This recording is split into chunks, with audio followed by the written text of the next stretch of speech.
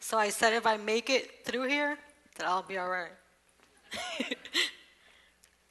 So my name is Karla Campos, and I'm here to talk to you guys about encouraging women in technology. Yeah. So the other day I saw a video on Facebook, and it was a woman who turned into a man, and I was like, I so want to be a man. But the reality is I did not want to be a man. I just wanted to be treated like one. So let's understand why women need encouragement.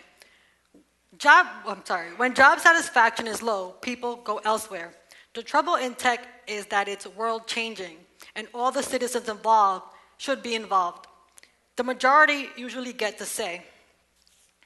There is something called implicit bias, and this is when we unconsciously pass judgment about things that are not similar to us.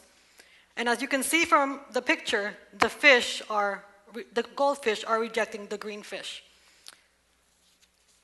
Bias, like beauty, is in the eye of the beholder. There is something called Project Implicit, and you can go on their website and test your biases. So to my surprise, I went on that website and I tested that I had a high association with males and careers and women with family. Can you imagine my shock as a super supporter of women empowerment? So it made me go and do more research. So remember, facts are our greatest weapons. I found that there are 5 biases pushing women out of tech. The 5 items make the workplace uncomfortable for women to work. And isn't work the reason we hire people in the first place? The first one is prove it again. Women have to prove capability often, while men can just say they do it and they don't have to prove it. People just believe them.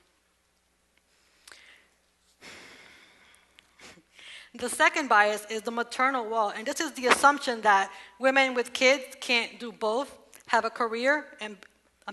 children and have a career at the same time. Competence versus likability. That's the next one. Sometimes being liked and being competent don't go hand in hand.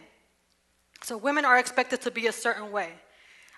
Think traditional women roles, always smiling, happy. The tug of war, that's when the gender bias causes conflict between women.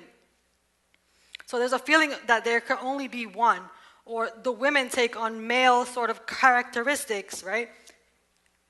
And some other females take on female characteristics, and there's a little conflict because of that. That photo is the gender bias bingo, and that is something you can do in your organization to kind of bring about awareness. And we said before, when job satisfaction is low, people go elsewhere. This is just the quit rate in science, engineering, and technology. And as you can see, women have a 56% quit rate. So what can you do? Ask yourself if the same rules apply to men. Recognize accomplishments. Rotate the housework and watch your words. Be a bias interrupter. You can do this at an individual level or an organizational level. And it's probably easier to do it in an organizational level because then people don't feel pressured. It is just easier to follow the rules in your job. Manage the bias. Acceptance is our first step. Take steps to counteract, set criteria, and educate. Educate and educate some more.